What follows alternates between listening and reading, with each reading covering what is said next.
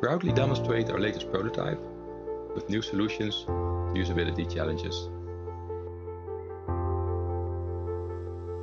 Start off with some typing.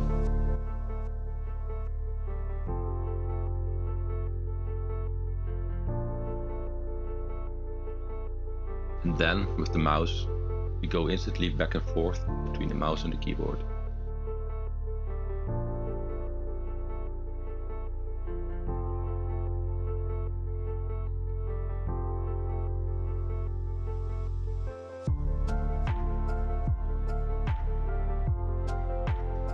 We can adjust for each finger individually and lock it in the wished position.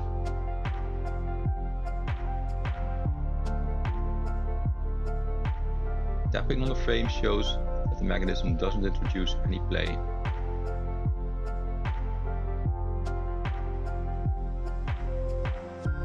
The clamp claws around the hand.